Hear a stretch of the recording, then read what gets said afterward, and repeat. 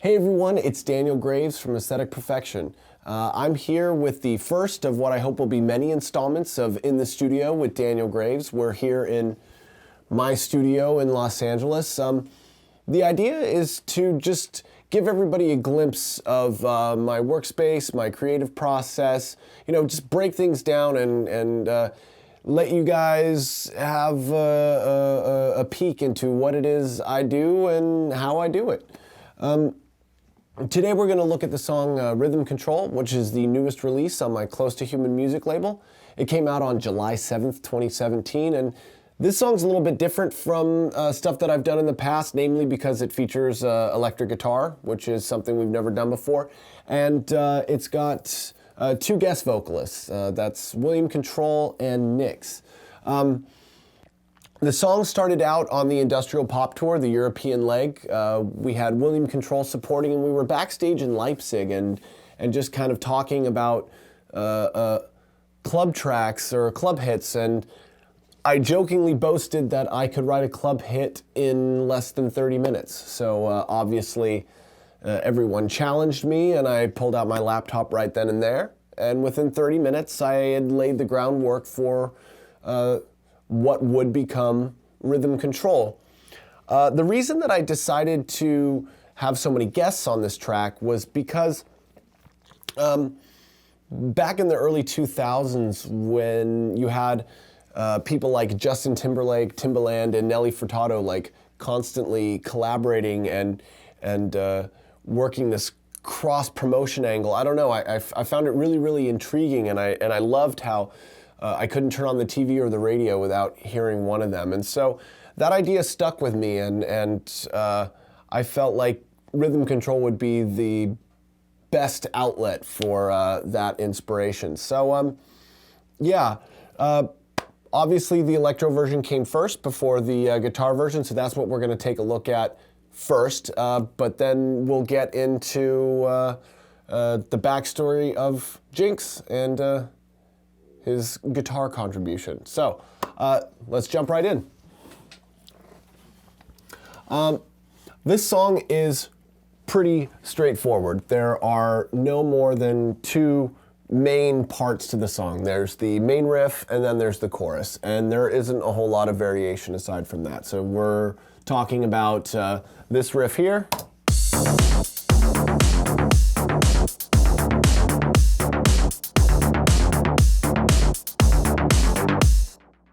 And the chorus chord progression, which I believe is right here.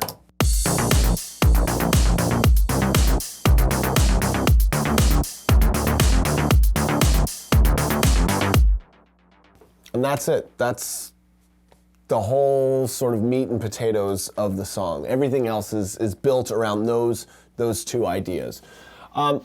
So we can start out by having a listen to the bass and how I came up with that.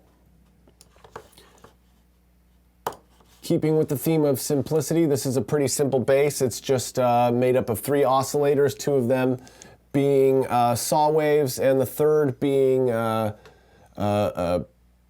wavetable oscillator, the Math 2 that's been created by Native Instruments. It's really cool. So let's just talk about the riff itself for a moment. Yeah. Right.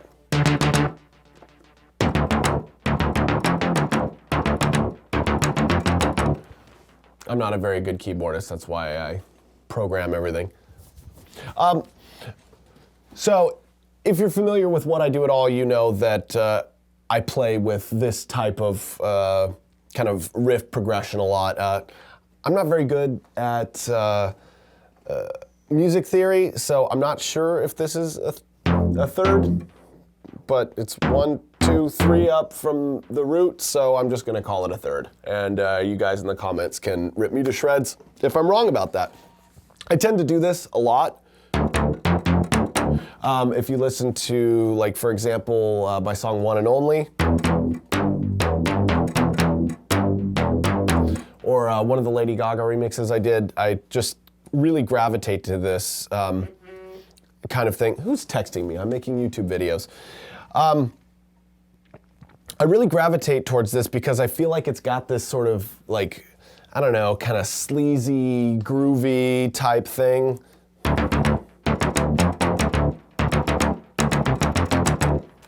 I don't know, I dig it. So I just went with it.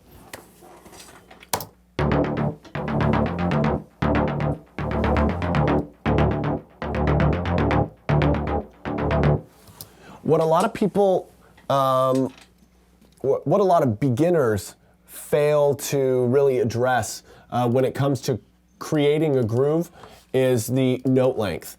This is something that you need to pay special attention to.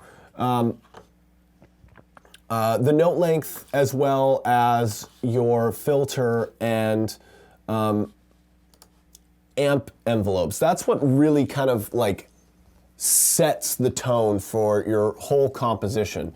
So I spend a good amount of time deciding on the note length, velocity, and then setting up like my filter and how it's all gonna come together. So you know, this didn't end up as plucky as it did on accident.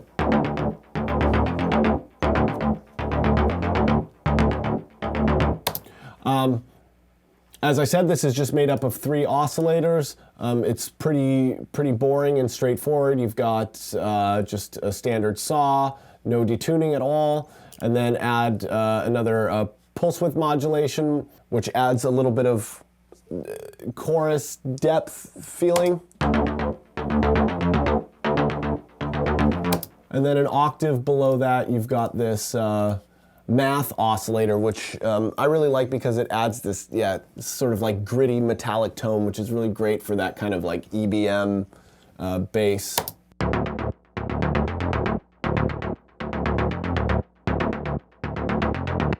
And then just combine them all. Another thing to pay special attention to is where your filter closes. Because these types of really plucky sounds, you have the filter open and close real quick. That's what creates that sort of type effect. And you gotta make sure that it closes and starts in the right spots to give you the energy, the attack that you need, while also maintaining the kind of body that a track like this requires. So, you know, it's really easy to just say, oh, with the filter all the way open, it sounds really heavy, it sounds cool.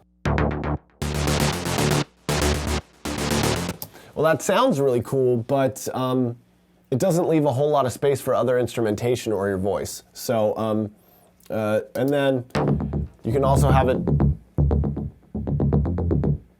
far too closed, and that builds a lot of tension, but you certainly can't have that be part of your main riff. So I spend a lot of time really kind of dialing in the right frequency for the song. And this is always dependent on the song and all the other elements that are surrounding it. But yeah, just be sure that you pay close attention to your note length, your filter frequencies, where it's opening, where it's closing, and how quickly it does it.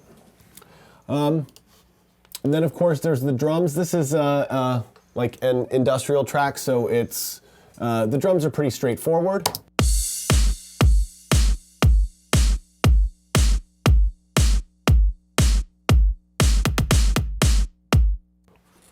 Wow. Fucking groundbreaking. I mean, look, it's not Danny Carey from Tool, but you know, you still have to pay really close attention to the sounds that you use and how they interact with everything else, especially your bass line or your riff. One thing that I notice a lot of amateurs doing, a lot of like demos that I get from people, you can immediately tell that they're amateurs because they don't tune their drums. This is a dead giveaway for me. And it's incredibly important. Reason being, when your elements are out of tune, even things that aren't tuned like drums, I mean, they carry a pitch, and if it isn't tuned as closely as possible to all the other instruments, it's gonna sound dissonant. So unless that's what you're going for, you've got to tune your drums. My technique for this is I use battery, so I pitch everything up as high as it'll go. That's 3 octaves. So I think it makes it a lot easier to kind of differentiate the tone that's being played, as opposed to when it's lower, it can be deceiving. So the song's in D. So you want the kick to be in D as well. You can sometimes tune the kick to a 5th or a 7th, but for like dance music, I found it's much more effective being at the fundamental, being at the root of the song. All right, so we can hear immediately that this pitch does not work. So we just kind of. I think so. 33.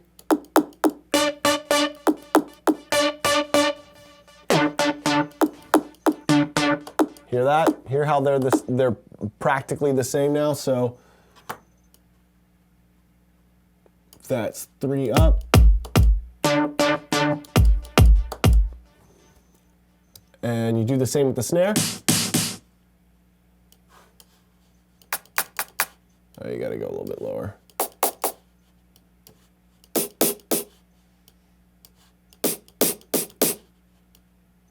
All right.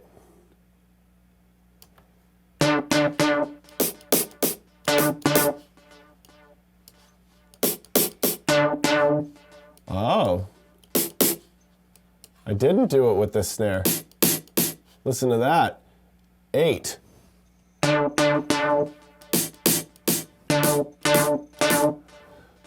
So if I had tuned my snare properly, it would have been at +8, not +1.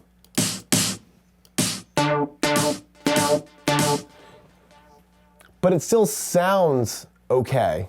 Fuck, I guess I'm an amateur. Well, see? Nobody's perfect.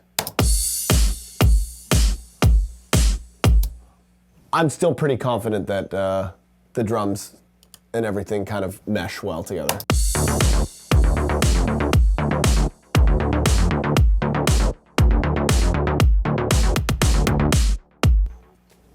Good enough, right? The way that I produce my drums is that I have a full kick and full snare. Oops, that's not it. There we go. So that's the full kick, and then the kick that I use for like drum fills. So as you see right here, it's the same kick, but it's filtered, so there's a lot less low end content. So when you play these things in succession, like you play fills, it doesn't like sort of bunch up and muddy up your mix. So, for example, I don't know how well this is going to translate into the recording, but we'll just give it a go.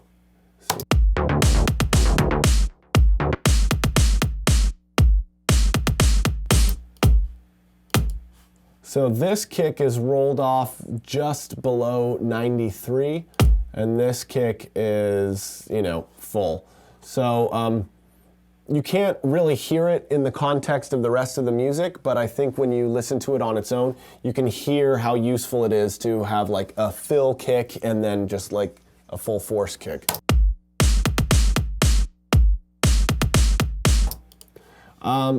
Aside from all of that, there isn't much else by way of drums in this track. Now normally I will include other bits and pieces of percussion, typically maybe some vocal samples or maybe just a layer of some sort of acoustic elements underneath, just to add kind of an organic flavor to it. As we're going to talk about later, a lot of electronic music sounds very sterile because it's all made in the box, right? So it's a constant challenge to get it to sound kind of human. I mean, it's never going to sound natural, but you want it to definitely have a human quality to it, right? But I was on a hard deadline. I only had 2 weeks to finish the song before it went out for the Control Records Close to Human music sampler that went out on Warped Tour. So I was really racing against the clock to get that done. So the only other element in here, percussive element that's in here, are the clavs.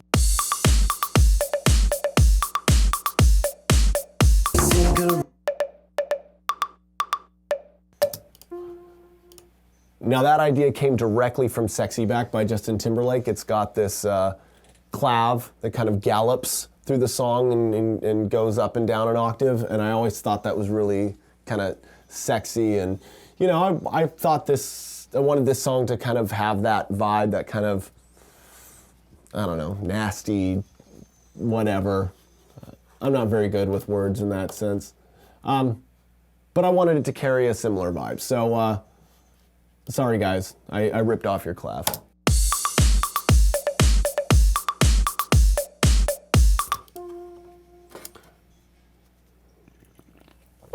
Another thing that's incredibly important when doing your drums is making sure that they're all on separate tracks. If you have everything on the same track, you're going to run into headroom problems on that channel. And plus, you're really going to want the flexibility to be able to EQ each drum element separately, like a kick and snare and hi-hats. They all require different treatments. So, like for example, the kick, I rolled off everything below 20 and above 20. The snare, I rolled off everything below 104 and everything above 19. These are just kind of standard tricks to get more headroom out of your whole mix. What you'll quickly realize when you sort of dig in deep is that even if there are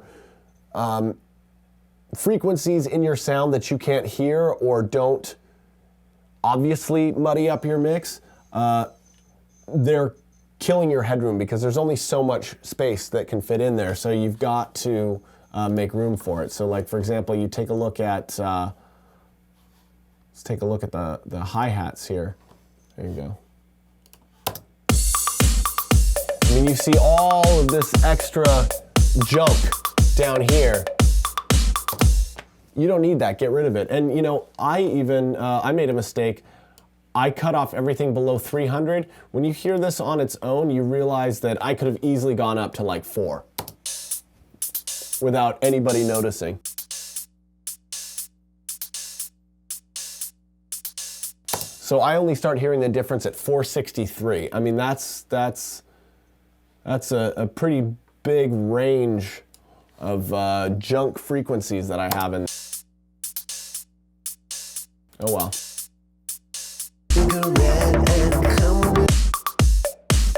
So after you've got like your percussive elements all mixed together well, like you like their levels, you like how you've EQ'd them, then you got to bust them all together to one channel and put a compressor on it, because really it just kind of like adds that glue that makes it sound like it's one coherent drum kit, which again, when it comes to electronic music, it's like, you know, you're pulling samples from everywhere, right? Like, so your snare may be a combination of multiple snares from multiple sample packs, and same with your kicks and your hi-hats and everything. I mean, it all comes from so many different sources. It's like, it's really hard to find continuity, and it's amazing what a summing compressor can do for that. So, I mean, you just listen to it on its own.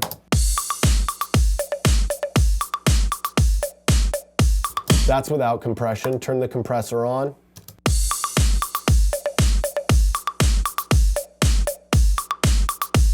off.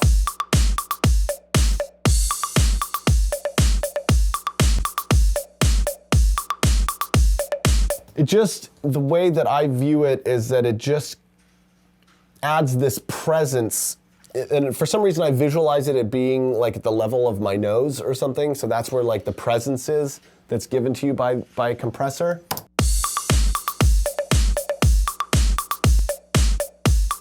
But without it, it just sounds so incredibly flat and uninteresting to me. So that's usually where I begin when it comes to mixing. And then the next step for me is choosing the room for the song. So like, I've always got like a main reverb that I use as the default acoustics for the song, and you want to have every element of the song be routed into that room so that it sounds like they're all together, right? So again, it's that issue of continuity and organic qualities that you really need to pay close attention to. So you already heard it with the reverb. I take my whole drum bus and I send it to the reverb. I know a lot of people tell you that you cannot add reverb to your kick. I disagree. I really like the sound of the snappy part of the kick going through a reverb.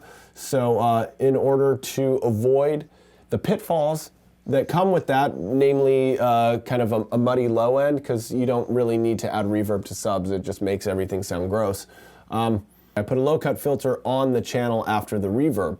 That way you just get rid of all of this gross low end verb. So now you can hear all the other elements, but here, let's just listen to the drum line on its own. So that's just the reverb. Like I said, you gotta send everything to it. It just adds some presence, but it's really important, and it's these little things that are gonna make your productions pop a lot more than you expect them to. The sub bass is just nothing special. It's just a sine wave from Massive with the exact same amplitude settings.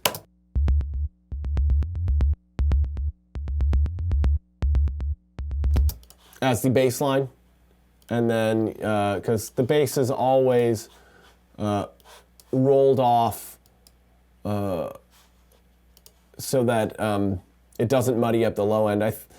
What I've come to find is that the more complex the waveform is, like down low, the less definition that you're gonna find in your low end, which is why, like, sometimes when you listen to certain electronic music, like, it doesn't have the same sort of like power in the low end as like other forms like dubstep or pop. It's because the pop producers are basically filtering out all of the low end energy and just replacing that with a sine wave. It's just very clean and simple and big. The more complex your productions become, the less definition and power that's going to be in there. So I mean, you look, this song is like, the guts of it are 3 pieces and nothing more.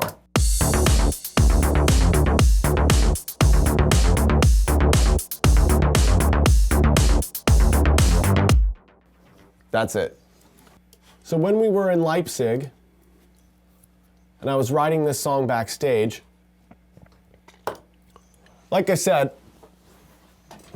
I was kind of pulling ideas out of my typical bag of tricks. Now, that's not to say I was being lazy, but I was just working quickly and working with ideas that I knew worked.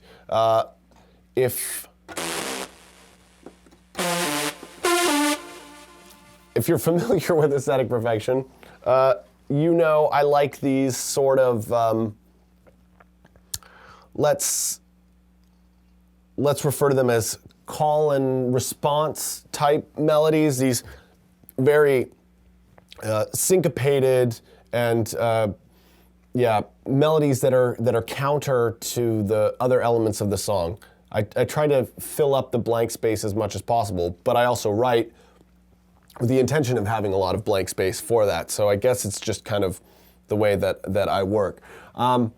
This being an industrial song, I didn't have any problems with going the lazy route and just using like what's called a super saw sound.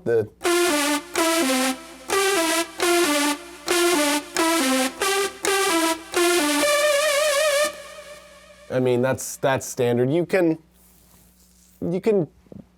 should try to be a little bit more creative than that, but I wasn't. But I tried to fix it later, and we'll get to that. But yeah, I mean, this is straight up just a preset from Alchemy. I mean, buzzy saw lead. You don't need any more than that.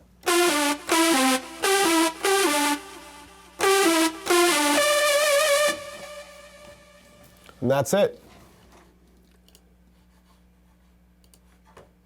This is a pretty intense sound, so I really had to carve it out. I mean, there's a lot going on in there.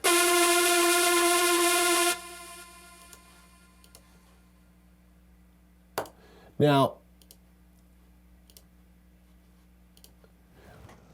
the way that I made this sound cool and more organic and unique was a trick that I'd never really employed before, and that was taking a really simple vocal sample. So this was in one of my sample packs. I think probably something I got from Future Music Magazine or whatever. And it's just this girl going, ooh. Ooh. Ooh. She sounds very British. But it's a real person. It's a real voice singing, right? So I just took that one sample, transposed it across EXS24, and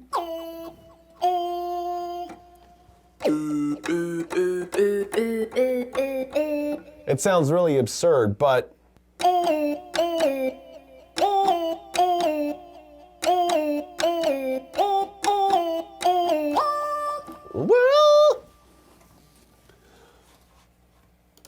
if you fuck with it a little bit, so I added pitch shifter on it, so it's playing 2 octaves. You hear now the high one. And then, of course, compress it to death. Oh, look. That's not even really compressed to death now, is it? Oh, come on, I could have compressed that harder. It's funny when you go through these things, you start noticing all of the shit that you could have done better, but I guess hindsight is 20/20. And then I just threw on a sample delay because the super saw sound is very kind of like straight down the middle. So I took the vocal sample and I panned it, so it's kind of got its own space. And when you hear them together,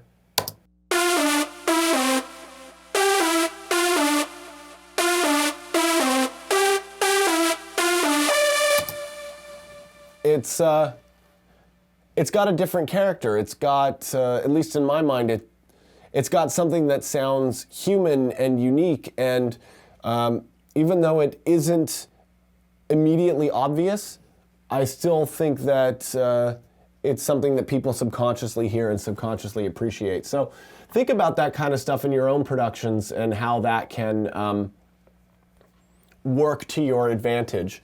I mean, everything else in here is just really straightforward. I mean, the rising pad in the pre-chorus,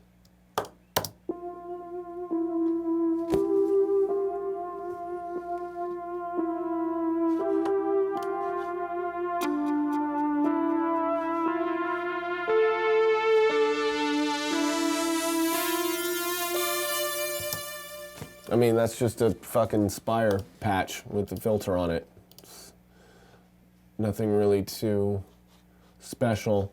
And then our bells.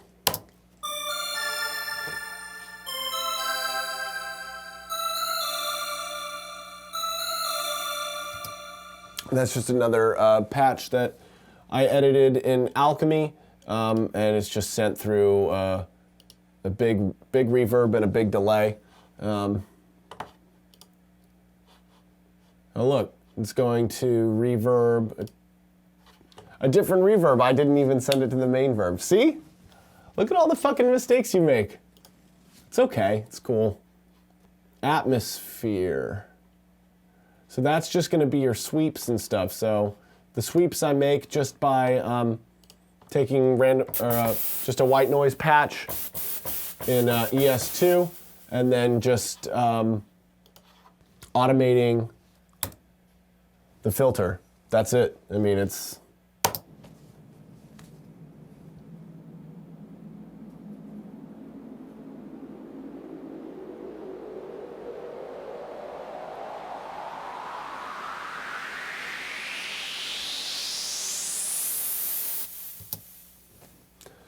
Don't underestimate the power of these things, though. Like, your average listener does not notice that they are there, but they fucking notice that they're there.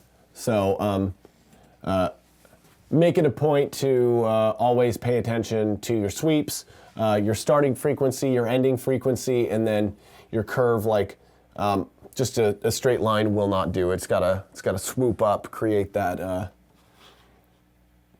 driving intensity, and then just other random sound effects in here, like it's like listening to a seashell or something. Yeah, or maybe it's cymbal swell. I don't know. It's an EX24 sound, and that's pretty much it for the music. I mean, this song is as simple as it gets, and I think it's a perfect example of imperfect simplicity, because as I've discovered right now with you guys, I fucked up a lot, but I still think overall the mix and the composition is pretty solid. So let's move on to the vocals. I wrote the lyrics using I started writing the lyrics using the cut-up technique, which is something kind of made famous by David Bowie. You just get a whole bunch of words or phrases that you like, add them to a bowl, mix them out, throw them on your table, and see what comes out of it. We used Joy Division lyrics as a starting point, and I really hate Joy Division, and the guys in William Control really love Joy Division, so it seemed like a kind of funny dichotomy to use as a starting point for writing the subject matter of this song. I didn't end up using a lot of those lyrics, mostly because when I got home from tour and I was sitting alone in here and realizing that I have to finish this myself, I wasn't particularly inspired by them, and I also need music to kind of resonate with me in order to find that drive to finish it, because I was sitting in here probably 8 to 10 hours a day working on this, and I needed the lyrics to mean something to me. So I took a lot of the cadences and rhythmic choices and obviously melodies that we'd come up with, and I applied them to my own story, and I wanted to tell the story of, I guess, fading love in musical terms. So, you hear a lot of phrases like, singing your melody, stuck on repeat, all this kind of stuff that makes you think about music, but the subject matter is something different entirely. I like that kind of thing. So I always write out the vocal notes and learn how to sing them first. Let's see. Yeah.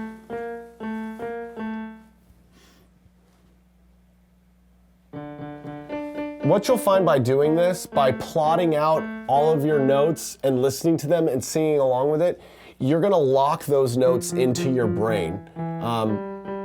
As opposed to just thinking that you know what notes you're singing, you fucking know what notes you're singing. And this has been an invaluable tool for me. Like, so for the last year or two, like, I will not get near a mic unless I have plotted out every note that I'm gonna sing and practiced it at least like 20 times so I could sing it with my eyes closed.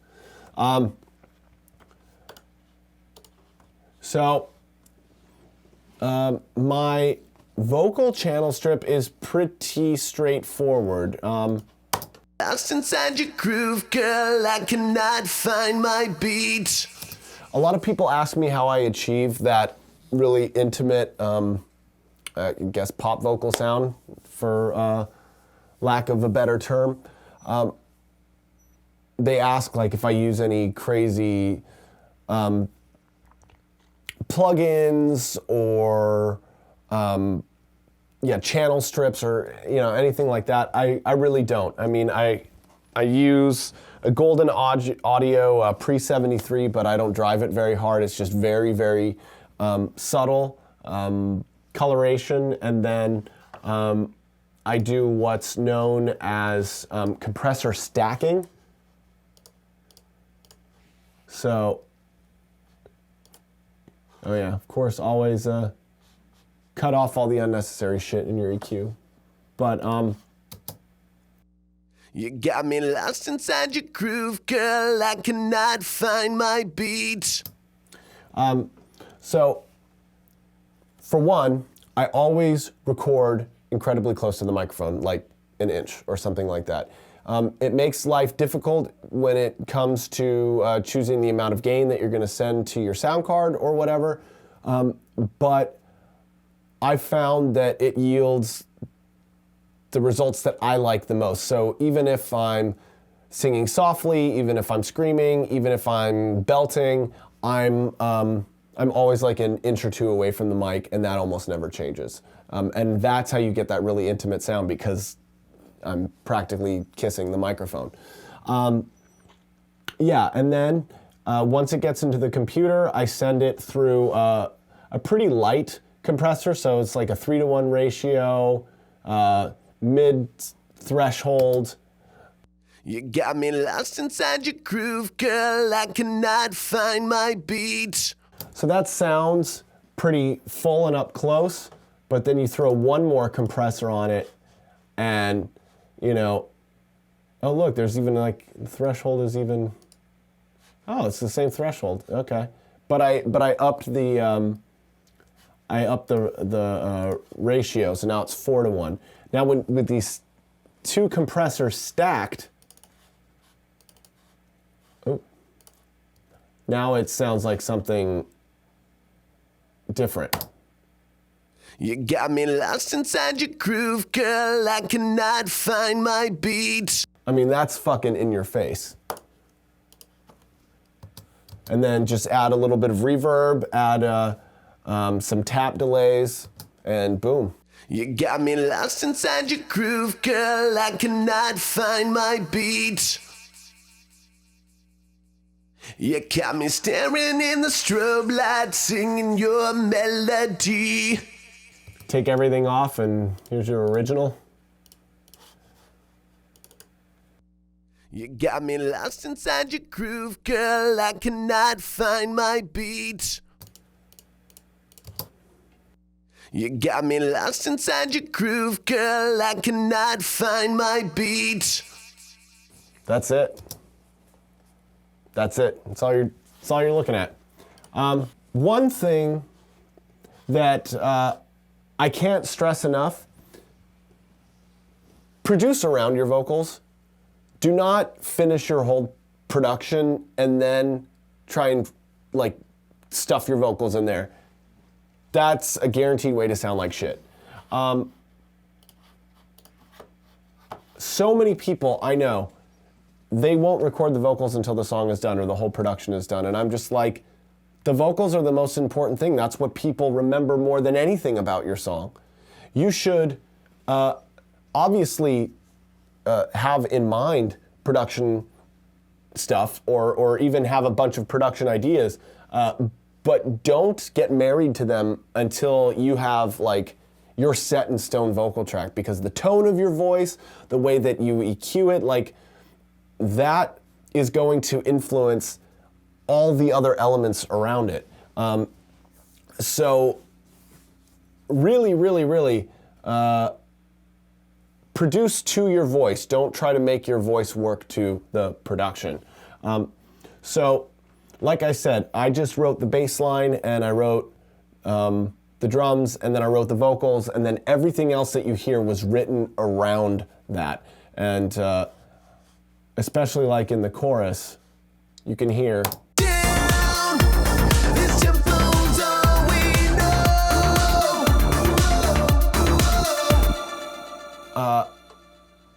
I've got the voice right here, and then literally everything else has to go around it. And if it doesn't fit, you gotta get rid of it. The chorus is also pretty straightforward. I don't like doubling vocals too much, but in a chorus you kind of have to. So it's just, my verses are always one, not one take, but one track. I don't double them unless I add harmonies, but that's not singing the same pitch twice. It creates this like chorusing effect that sounds really 90s to me. Like, you know, if you think of like Godsmack or something, it's just, you know, so much chorus, so much doubling. It just, I don't know, it sounds blurry and shitty to me. I hate it. So I do it on choruses, but I make the doubled effect very,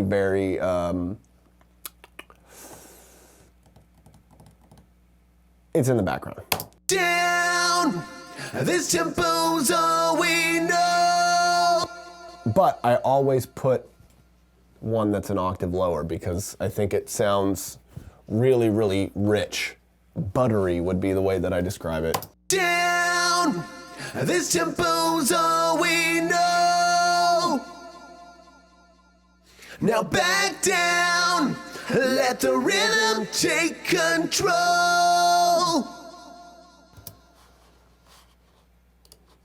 And then another first for us were these vocal harmonies with female vocals. And I think that came out pretty cool. Nix came to the studio and laid down her vocals here. And we wrote the harmony around my vocals, and I think it came out pretty cool, especially when you hear it on its own. Now slow down, this tempo's all we know. Now back down, let the rhythm take control. So let's just go over the production of Nix's vocals. Try to keep you cool, boy, but you can't keep your time. This one is a little bit more complicated just because Nix has a lighter voice, so I wanted it to match mine as much as possible.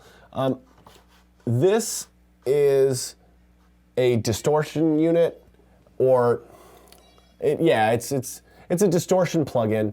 But I don't ever really use it for distortion. I just use it for adding warmth, I guess is the way that I put it. I just always go to the warm tape setting and set the drive to about 30%, and I don't change anything else. That's it. Try to keep you cool, boy, but you can't keep your time. But all it really does is give a presence boost. So you take it away. Try to keep you cool, boy, but you can't keep your time. Put it back. Don't you see there's a you and a me, but we don't rhyme.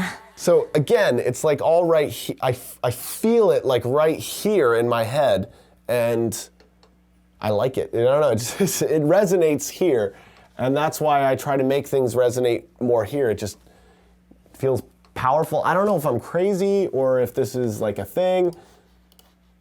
I don't know. So yeah, that's it. I mean, same thing. Nix is going to all the same reverb and delay buses.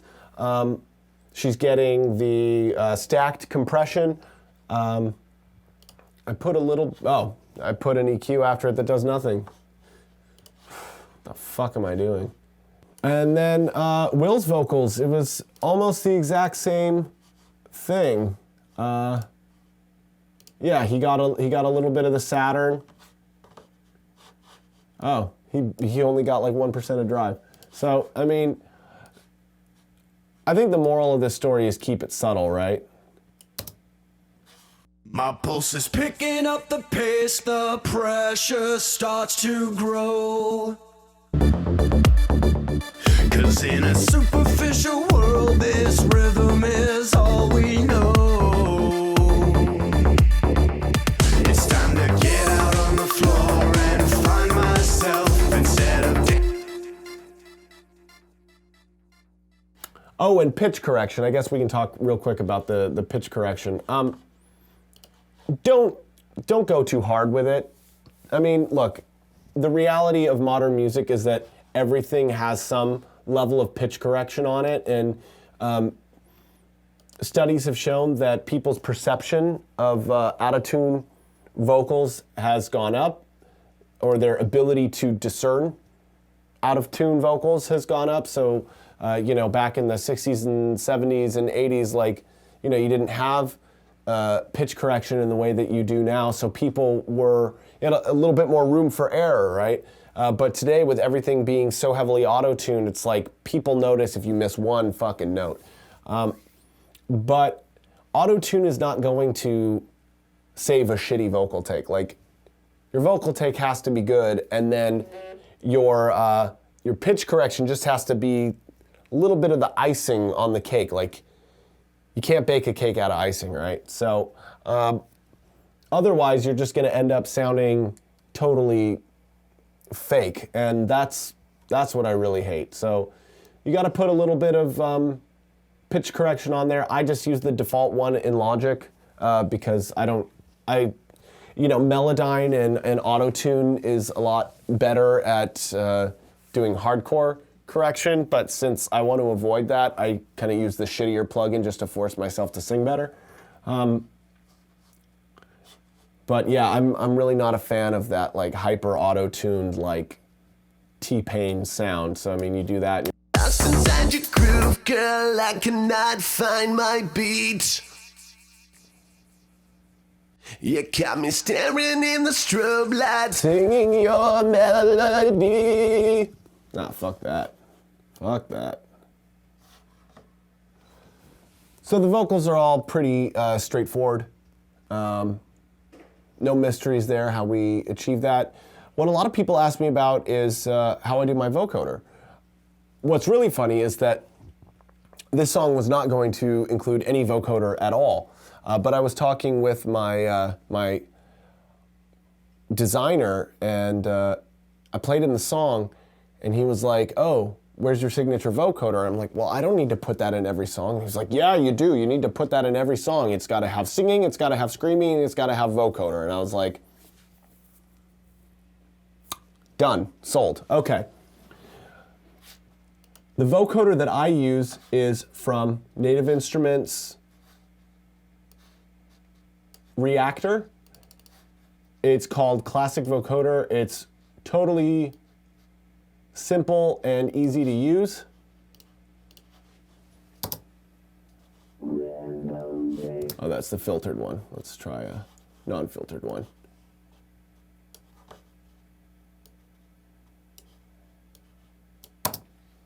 Rhythm takes control. Rhythm takes control. Rhythm takes control. It's pretty old school looking. I mean, this is like some original Reactor shit here. As the carrier signal, I normally use just like a big fat saw. It gives you a lot more frequency, and I don't know. It just sounds a lot fuller than like a square triangle wave. Rhythm takes control. The one thing that people seem to miss about using a vocoder is that you cannot sing through it the way that you're going to sing through a, or that you would regularly sing. You want to sing it like you're a motherfucking robot, you know? Rhythm takes control. Rhythm takes control. I am a robot. That's how you got to do it. If you don't sing it really monotone or very, you have to enunciate a lot, it won't pick it up. And that's really the secret behind having a very clear and understandable vocoder sound. It's not the vocoder, it's how you sing through it. So if I'd sang it any other way, it would not have sounded nearly as cool. Rhythm takes control. Ma, ma, ma, ma, ma. Once you've got all of your elements together, once your mix is sounding good, then that's when you want to put on your master bus compressor. I prefer the H-comp from Waves for all of my bus compression, for my drums, for like stacked leads and stuff. I just like the way that it sounds compared to the FabFilter stuff, but the FabFilter stuff is what I use for all of my single instrument. I can't really put my finger on why. Maybe it's just the interface for the various tasks feels more intuitive in the different plugins, but I really, really love H-comp for bus compression. And a lot of people will tell you to add the bus compressor early on into your production so that you can make better choices about what you're doing in terms of sculpting or sound design. That's a valid argument, but it's just not the way that I prefer to work. Now, I do, if you look over here, I do sometimes throw on a mastering plugin, or I'll throw on this compressor just to give myself a glimpse of what it's going to sound like, but I don't work with either of those plugins on because I feel like I make better choices about EQ and sound design when everything isn't squashed. I usually hit it fairly hard, but the ratio is always 2-to-1. It's always pretty easy. Down, this tempo's all we know. Now back. But you're getting about 4 or 5 decibels of gain reduction. Most people say don't go over 3. I really like compression. I really like that brick wall shit. I don't care what anybody says. I like the loudness war.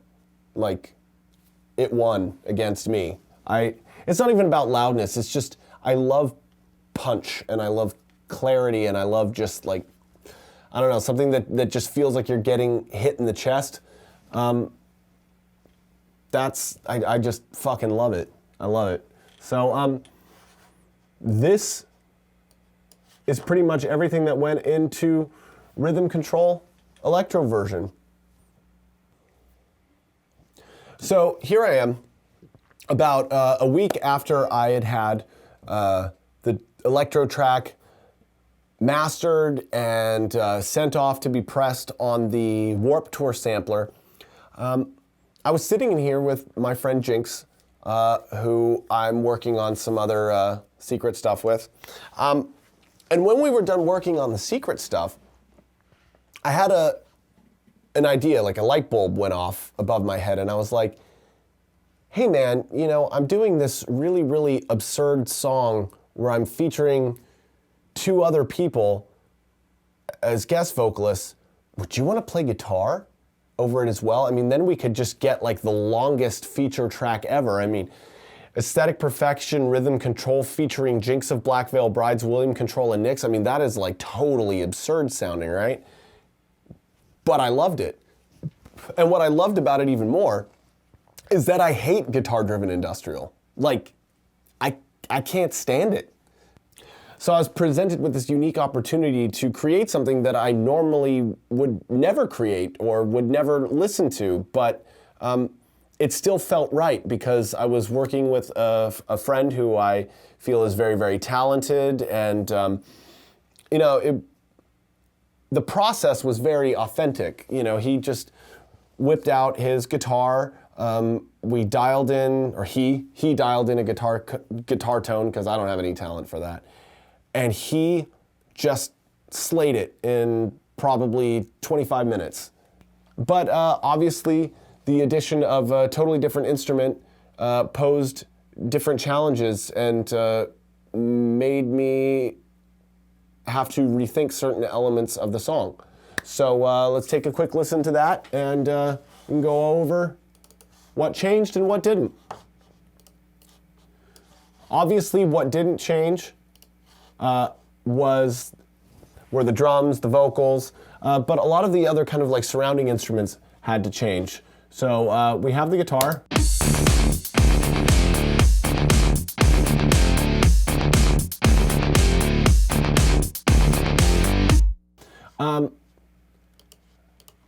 So that guitar sat in the same place as the bass line riff that I had written in the electro version, and there's no way that those two could go over the top of one another. They just would not mesh. They were in the same frequency spectrum, so the arpeggiated riff had to go.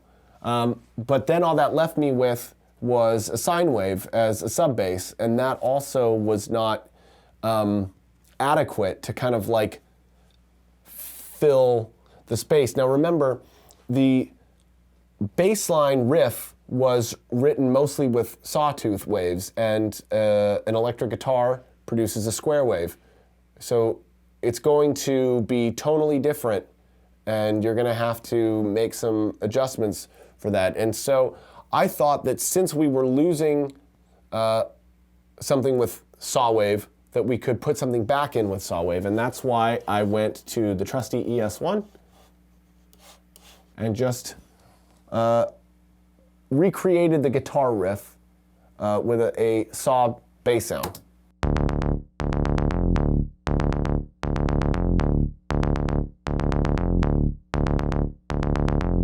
It's very, very plucky and meaty, and I think kind of fills the space where the sub just couldn't like get to. So remember when I said make sure your bass is only with subs? Well, there's an exception to every rule, and this is one of them. So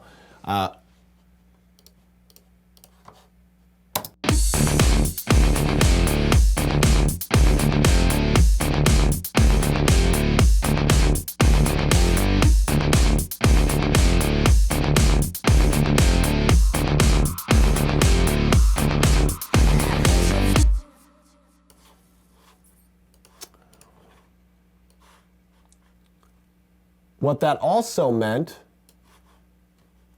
was that the chorus had to change a little bit, because instead of continuing down the arpeggiated route, the Jinx had played open chords.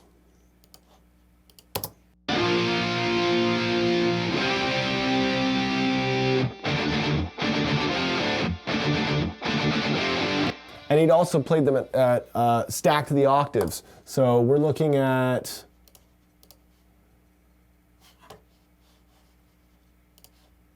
three different octaves of guitar playing, which meant there was no room for this little plucky arp that was going on in the chorus in the electro version. So I had to mute that to make space for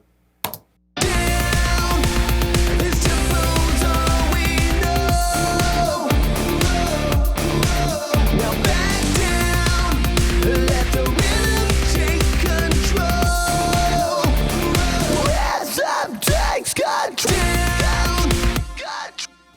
What you'll also notice is that the melody that's played in the chorus is the same, but the sound is different. And the reason is because, again, we're dealing with different types of waves which have different, which kind of fit together differently in the sonic puzzle piece. So in the electro version, it's a bell, and in this one, I decided to use a more kind of, a gritty saw sound.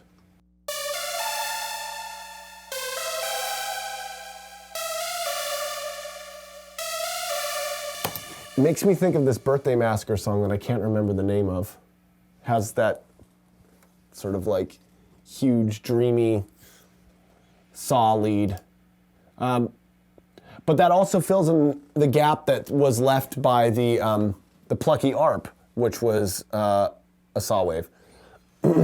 So really, you're just constantly having to make decisions about how everything fits together, and ultimately, even if you love a sound, sometimes it just doesn't work.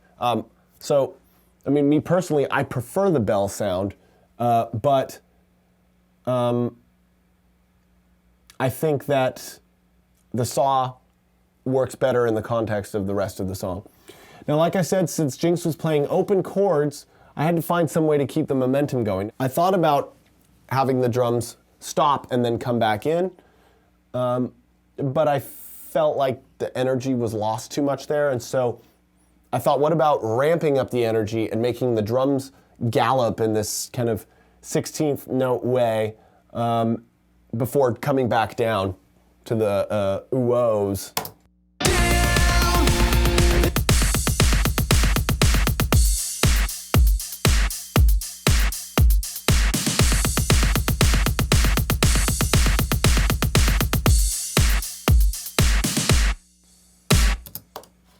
So what's different there, or actually, if you remember, the filtered fill kick really came in handy here, because if you had just done this with the full kick, it would have gotten so fucking muddy.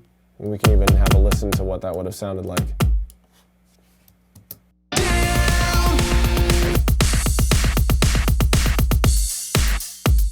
It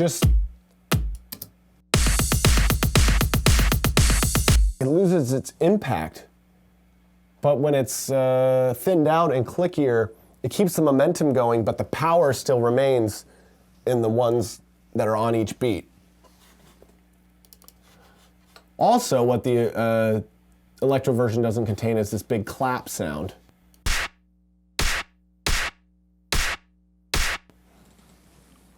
I kind of wish I'd put that in there. No, actually I don't. I think the electro version is fine as it is, but this big distorted clap sound really kind of adds to the epicness of the chorus kicking in this version.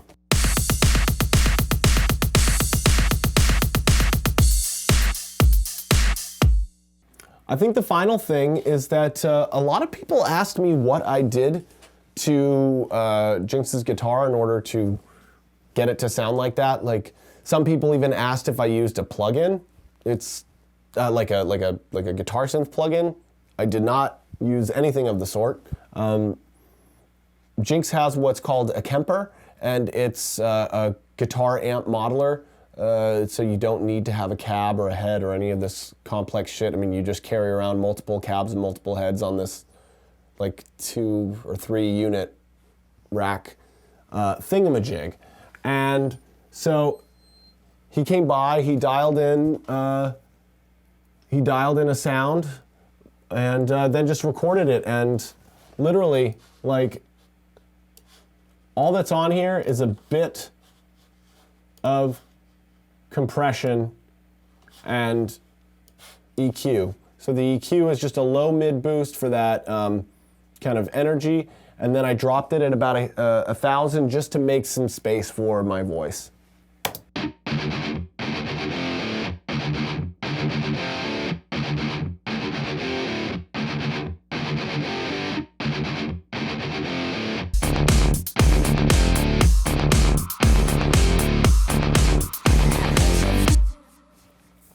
Oh, another thing to note about the guitar technique is that it's 2 different takes. pan hard left and hard right. Now that's a technique that Jake's taught me, but I've since learned that that's kind of like standard in the industry, is that you get this like really wide stereo guitar image by doing it that way, and I think that it's really, really cool. I mean, like hard panned, no bleed through on either side, and it just makes it sound like really cool. And there's none of that chorusing because they don't blend. So I don't know. I fucking love it. I think it's perfect. I think that about covers it. I mean, this song is a song that just came together out of necessity and spirit of adventure and absurdity. I love the fact that I had so many different people involved in the project, people that I would have never expected to be on the same track together. I think it really sort of embodies this kind of industrial pop philosophy that I have of being as collaborative as possible, pushing boundaries as far as you can, like pushing your own boundaries, because that's what it's all about. All right, everyone, I think that about does it. Thank you so much for watching. If there are any other questions you have or anything that I failed to address, just let me know in the comments. I'll do my best to get back to you, or I'll cover it in a future episode. If you'd like to try your own hand at remixing or mixing, I've got all the stems available. There's a link in the description. You can download that, have some fun. Yeah, this was a lot of fun for me, so let's do this again.